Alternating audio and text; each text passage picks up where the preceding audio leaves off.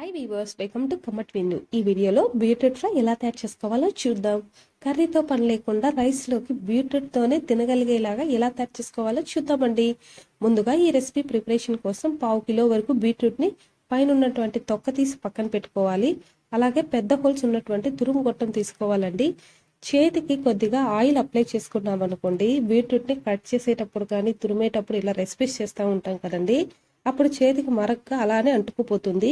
ఇలా ఆయిల్ పూసుకొని చేసుకోవడం వల్ల మరక అంటుకోదండి. ఇలా పూర్తిగా అయిపోయిన తర్వాత సబ్బుతో కడుక్కుంటే మరక అనేది ఏమాత్రం అంటుకోదు. ఈ టిప్ అవసరం అనుకున్న వాళ్ళు ట్రై చేసి చూడండి. అలాగే 1/2 చిప్ప వరకు కొబ్బరి తీసుకొని పైన ఉన్నటువంటి టెక్క తీసేసుకొని ఇలా కట్ చేసుకొని మిక్సర్ జార్లో వేసుకోవాలి.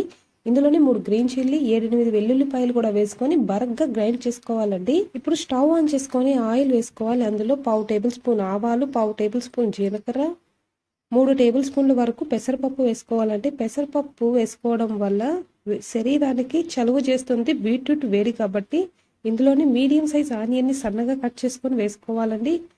కొద్దిగా కరివేపాకు రెమ్మలు కూడా ఇందులోనే వేసుకోవాలి. ఆనియన్స్ 50% వేగిన తర్వాత ఇందులోనే ముందుగా తురిమి పెట్టుకున్న బీట్రూట్ కూడా వేసుకోవాలండి.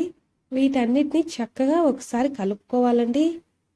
బీట్రూట్ని ఇలా తురుముకొని చేసుకోవడం వల్ల తొందరగానే ఉడికిపోతుంది. ఇందులోనే 1/2 టేబుల్ స్పూన్ వరకు పసుపు, రుచికి తగినంత సాల్ట్ వేసుకోవాలి.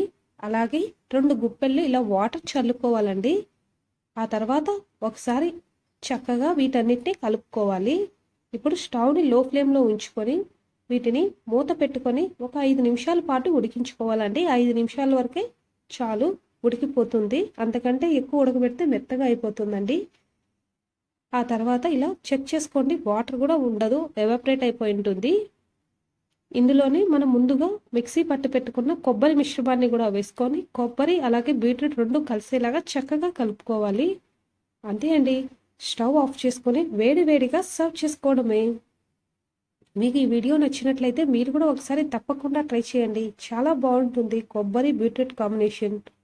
ఇంకో విషయం ఏంటంటే పచ్చి కొబ్బరి అయితేనే ఇలా బాగుంటుందండి ఫ్రై. వీలైనంత వరకు పచ్చి కొబ్బరి వేసుకోవాలి. మీకు ఈ వీడియో నచ్చినట్లయితే మీరు కూడా తప్పకుండా ట్రై చేయండి. అలాగే నా ఛానల్ని సబ్స్క్రైబ్ చేసుకోండి. Thanks for watching.